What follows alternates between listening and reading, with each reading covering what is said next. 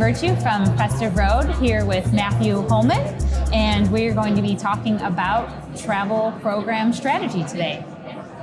Hi Matthew, thank you for joining me today here at our recording studio.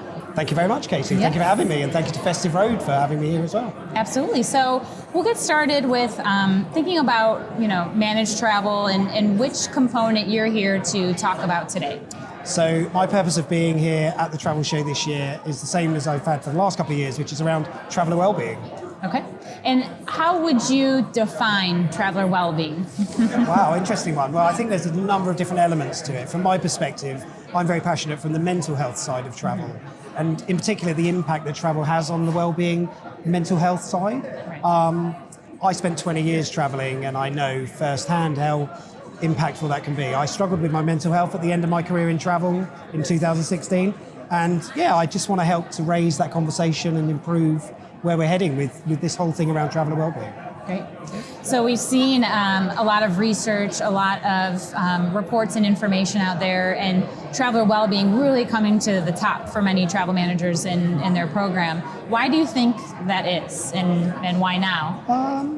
I think we've seen a change over the last few years in terms of, especially things like awareness around mental health. There's a lot more media and press around mental health. We're talking more to people openly about how we feel. This is really what's going on. So I think people are tired. I think people have found the world is changing so quickly, and trying just to keep up with where we're at in the world, and this constant bombardment of news and press and updates and information is creating some serious issues. And the work that I do in mental health really highlights some of those problems, right? We're seeing very high levels of anxiety, particularly in certain areas of society and younger generations. We're seeing depression increase, and depression's going to be by 2030 the biggest burden of disease on the planet. And these are things that travellers today are experiencing right now. And we need to plan and prepare ourselves to sort of help support that. Can you talk a little bit more about why you think travel, people who travel for business are especially impacted, around mental health and other areas of well-being? Yeah, I think there's a couple of key elements for me, which is, travel is a lonely business when you're traveling for business on your own. Being in a hotel in a foreign country where there's no other connections to your network, to your people, to your family, it can be really dangerous. I think we are pushing people to work more hours, work harder, and so there is this big challenge that's coming with all of that. We can't sustain the current momentum that we're seeing without the ability to stop, and I think that's what we've got to try and encourage more to do. So a number of things. Loneliness is big. People are traveling with depression today, and that's a dangerous thing, being isolated in hotels, and we need to support people better.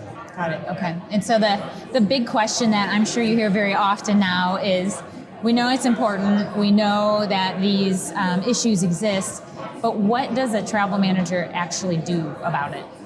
Well, I think first and foremost, for me, I like this concept of we're all humans first, right? Before we are the traveller, before we are the worker, before we do the things that we do for our jobs, we're humans, and we need to start listening to each other as humans. I think in business worlds, the reality is we often just expect people to perform all the time, and when they don't perform, we discipline or we change the way that we do that. So we have to learn to talk. We have to learn to be open, and we have to encourage cultures within businesses to evolve into a very open culture. I can tell you when I'm struggling, or I can tell you, if things aren't going so well at home, and encouraging that change is so important. Because when we're sending all these people traveling and they've got problems mentally, physically, or whatever it is, and they have never told anybody, that's a risk, right? We've got to manage that risk better. Yeah. And what about the traveller themselves? What more can they do as well?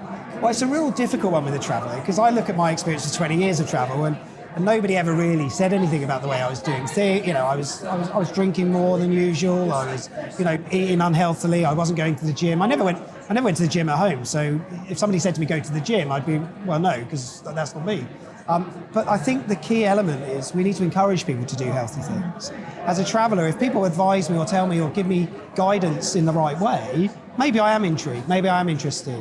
Understanding about hydration, nutrition, taking care of your mental well-being, taking natural breaks, exercising, or at least getting active, so important. The problem with travel itself, unfortunately, at the moment is people still sit down all of the time. they're on aeroplanes, they go to the hotel, they sit on a bed rather than a chair or a sofa. They have these things that aren't really encouraging them to improve their well-being. Yeah. So we've got to do it. We've got to improve it, but we've got to encourage the improvement. We can't force it. Yeah, great. Yeah. Well, thank you very much for coming here today and joining me to talk about traveler well-being. Thank you very much.